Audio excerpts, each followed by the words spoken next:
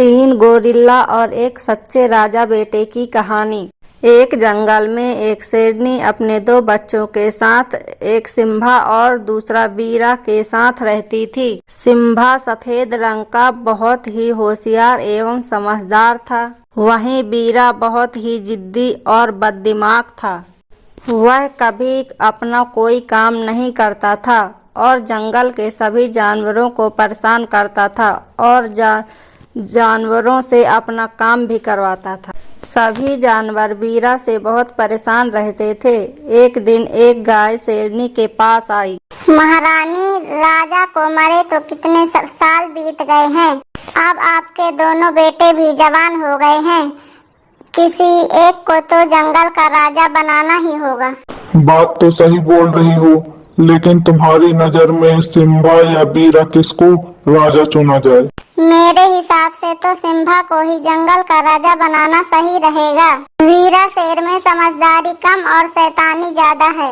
आपको क्या सही लगता है महारानी जी? देखो गाय, मेरे लिए तो मेरे दोनों बेटे सही हैं। जब समय आएगा तो देखा जाएगा।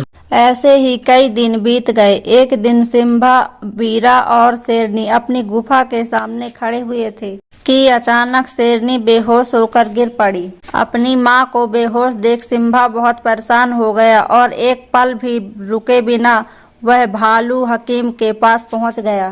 भालू हकीम, जल्दी चलो मेरे साथ। क्यों, क्या हुआ?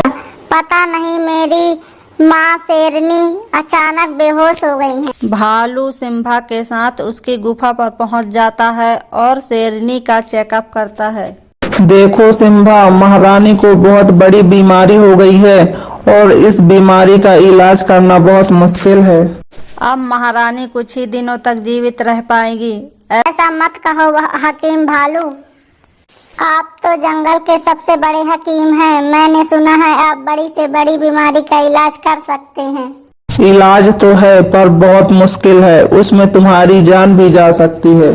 आप मुझे बताओ क्या करना है। मुझे अपनी जान की बिल्कुल भी परवाह नहीं है। सिम्बा बेटे, तुम बहुत अच्छे हो। अपनी जान की परवाह किए बिना अपनी माँ को बचाना चाहती हो।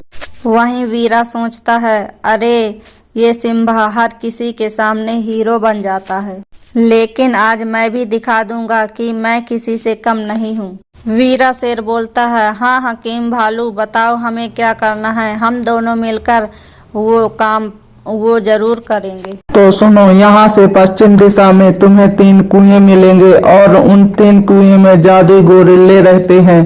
तुम्हें उनके पास से तिलिस्मी हड्डी लेकर आनी होगी, लेकिन याद रहे वो तीनों गोरिल्ला बहुत ही शक्तिशाली हैं। ठीक है, हम किसी भी हालत में वो तिलिस्मी हड्डी लेकर आएंगे।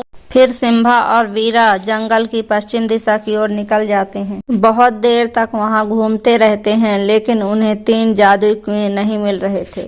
वीरा शेर चलते चलते थक जाता है और फिर बोलता है, अरे सिम्बा, लगता है उस भालू हकीम ने हमें उल्लू बनाया है। यहाँ तो 3 क्या, एक भी कुएं नहीं दिख रही। नहीं, भालू हकीम बहुत अच्छा है। उसने जो बताया है वो निश्चित तौर पर होगा। और फिर वे 3 कुएं मिल जाते हैं। वो दोनों कुएं के पास जाते हैं, तभी उनमें से 3 जादुई गोरिल्ले निकलते हैं। तुम दोनों यहाँ क्या कर रहे हो? चले जाओ यहाँ से, नहीं तो तुम दोनों यहाँ से जिंदा बच के नहीं जाने पाओगे। हम दोनों यहाँ एक तिलिस्मी हड्डी लेने आए हैं। हमारी माँ एक बहुत बड़ी बीमारी से पीड़ित है, उसी के लिए हमें वो तिलिस्मी हड्डी चाहिए। क्या कहा? वो तिलिस्मी हड्डी तुम्हें वो किसी भी कीमत पर नहीं मिलेगी, लेकिन हम वो तिलिस्मी हड्डी लेकर ही जाएंगे।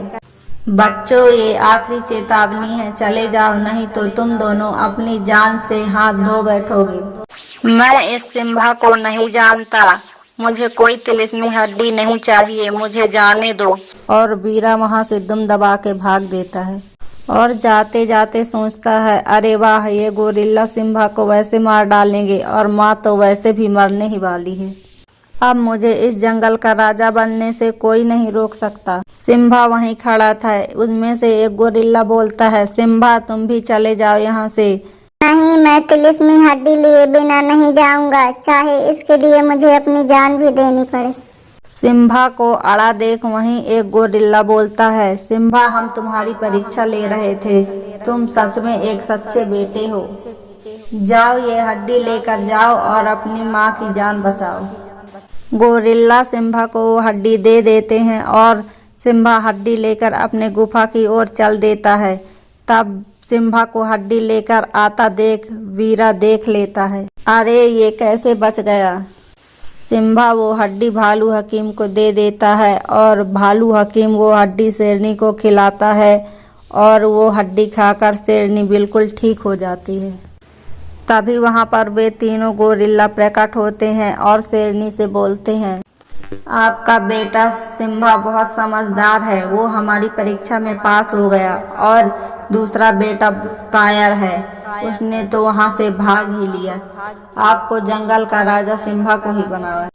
आपका बहुत बहुत धन्यवाद, आपने मेरी बहुत बड़ी उलझन को दूर कर दिया। अब से इस जंगल का राजा सिम्बा ही होगा और वीरा को सिम्बा की हर बात माननी पड़ेगी। जंगल के सभी जानवर बहुत खुश हो जाते हैं।